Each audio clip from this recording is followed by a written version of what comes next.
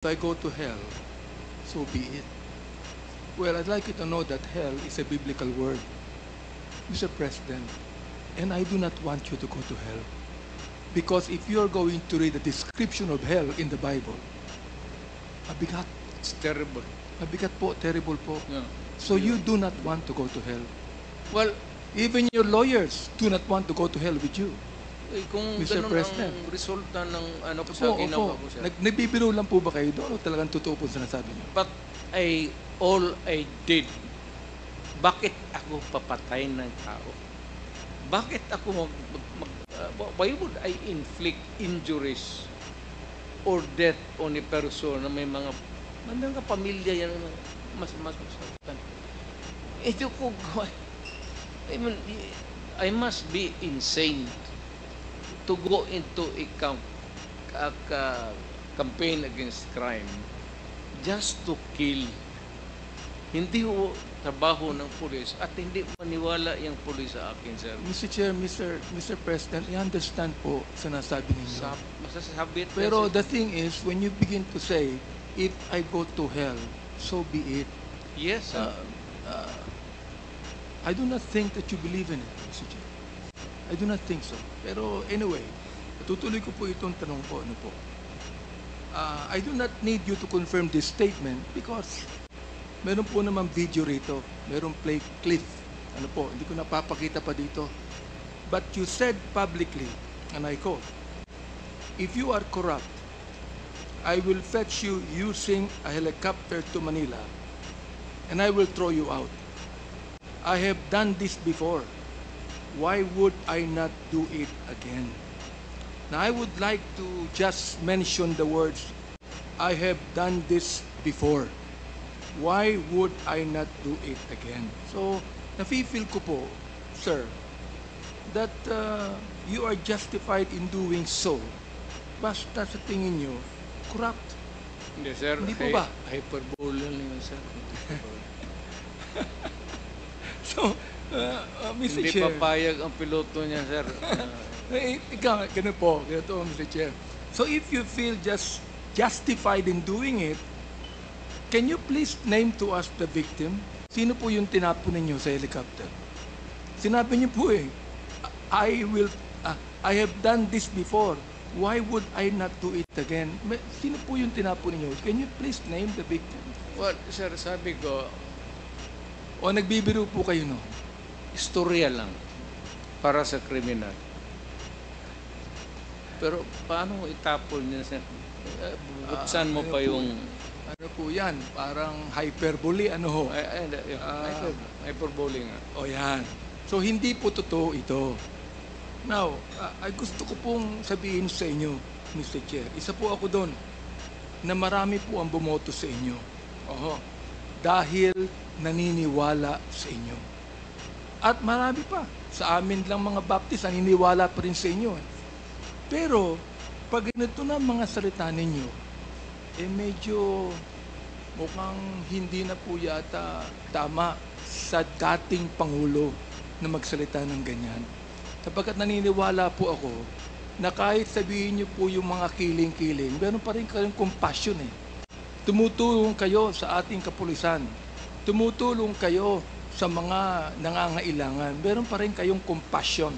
And I would even think today that your compassion even overcomes your thought of killing someone else. Sir, this world is there's the evil and there's the good. So, if you are a human being dito, you do so many things in life. Mamili ka lang between the right at yung mali. Opo. So, pag pinili mo itong mali, you are bound by what you do in this life. Tama yun, Mr. Chair. Tama po yun ang inyong statement. Pag pinili nyo ang mali, ito po ang tanong ko. Tama po ba ang pumatay? Kahit po, teka, Mr. Chair. Tama po ba ang pumatay? Kahit alam nyo, na ito ay tinatawag sa batas. Ako hindi po abogado. Tinatawag sa batas na in flagrante delicto o in the act of committing a crime. Oho. Ngayon, I have proven that, sir. kung po yan, susundin po natin, wala po kayong pinagkaiba sa Pariseo nung panahon ng Panginoong Jesucristo. Nung ang Pariseo nakahuli po ng isang babae that was caught in the act of adultery, they are about to stone them. Stone her. Babatuhin na po. O nilapit po nila kay Kristo. At sinabi po nila sa ating Panginoong Jesucristo, anong gagawin mo dito? Sapagkat ayon sa aming batas, in flagrante delicto ito, dapat to batuhin hanggang sa mamatay. Ano pong ginawa ng Panginoon? Mr. President, Mr. Chair, siya po ay sumulat doon sa ground. Wala siyang sinabi, sumulat lamang po sa ground. Nakita mo ng mga Pariseo ang sinulat. Isa-isa po silang umalis. Bakit po? Palagay ko, ang sinunod mo ng Panginoon, yung mga kasalanan ng mga Pariseo, hypocrisy, corruption, lahat po. Ngayon, naiwan po doon yung babae.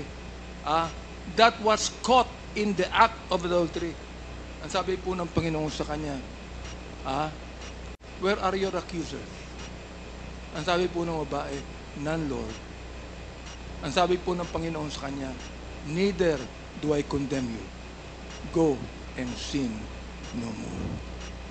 Hindi ho ba mas maganda yung salita ng ating Panginoon doon, Mr. Chair, Mr. President? Hindi na ako papatay, sir. Retired na ako eh.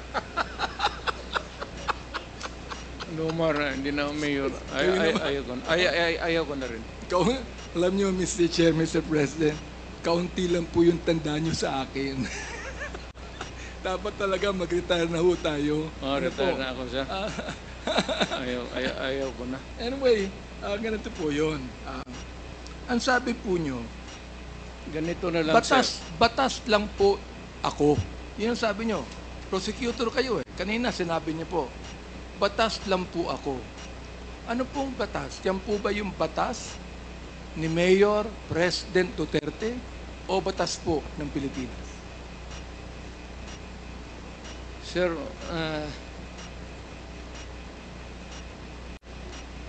bago ko sagutin yung ano mo, sir,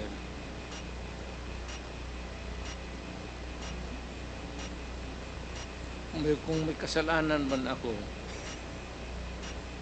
ayaw kong pumunta ng impyerno. Salamat po. Pastor ko man, sir, tulungan Pero, mo na lang ako. Mr. Chair, hindi po ito confessional. Ano po? Ito po ay quadcom hearing. Pagdasal, well, of course, you have a dual,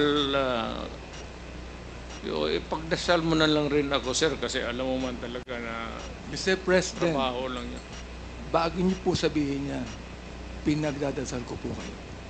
Salamat. Totoo po yun. Totoo po yun. Hindi po dasal na Ama namin, ha? Hindi po dasal na Our Father. Ito po ay dasal coming from the heart. Salamat, Tulad sir. ng aking nabanggit sa inyo kanina, coming from the heart. Opo, ngayon.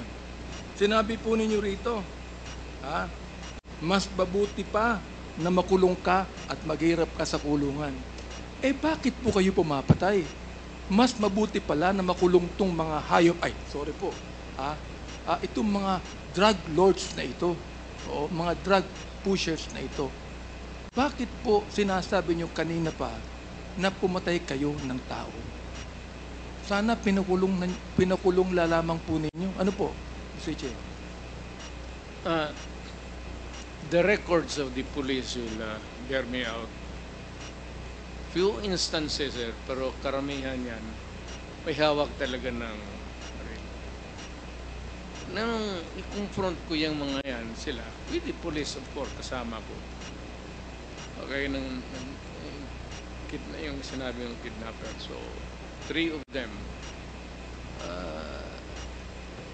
nasasakyan sila, sir, may carbine.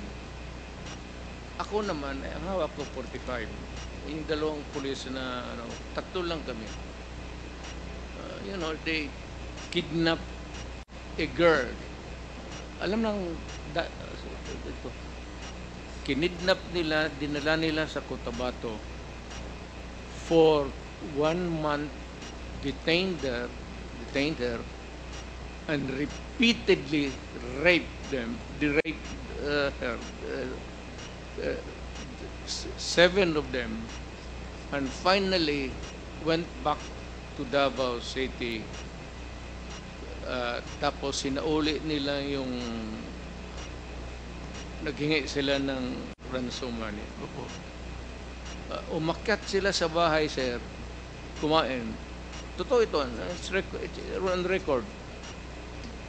Kumain pa sila sa bahay ng babae bago pala akong mayor nito. Tapos, pagbaba nila, dala-dala nila yung ransom money. Nandoon na ako sa labas. So, pag hindi ko na sila sinita. Pinarin nyo na. Diretso. May kasama kayong pulis. Kapag kasama ko, polis. Pero yung, usually, dalawa lang yun. Sir, yung, Mr. Chair, naintindihan ko po yun. Siguro, kahit ako, baka gawin ko yun eh. Pero ito po, kasi, ayon po sa batas, Mr. Chair. Sinita mo, magbubunot talaga yan. Ayon po sa batas, Mr. Chair, kayo po nakakaalam ng batas. Meron po bang authority ang isang public official na bumaril? O yung pong pulis lamang ang dapat bumaril? Anybody, Anybody. any person who is a victim, pulled up ka, may baril ka, lumaban ka, ano po sa self-defense? Any person has the right to defend Himself. his physical being, and his property. Pero ito pong kwento nyo kanina, Mr. Chair, hindi naman nyo dinidepensa ng sarili nyo eh. Hindi naman kayo ang ni-rape eh. Oo, ito po ito. Binaril nyo bigla. Binaril nyo bigla sapagkat alam nyo gumagawa ng krimen. Naunawaan ko po yun. Kahit ako, baka gawin ko eh. Pero ang gusto ko lang po malaman, ayon sa batas, hindi naman nyo dinidepensa ng sarili nyo. Meron po ba kayong karapatang pumaril sa isang kriminal na hindi naman kayo ang target, kundi iba? Kung walang nakatingin, sir, barilin mo na. At ako nang mismo I will appear as your defense counsel. Ito po. Marunong ako dyan, sir. Tagal Ito akong po ba, fiscal. Mr. Chair, hyperbole pa po to. Sinabi po nyo nung kayo ay mayor ng Davao, that you would patrol the streets in your big bike looking for trouble. Sabi nyo. Yeah. Talagang naghahanap kayo na enkwentro.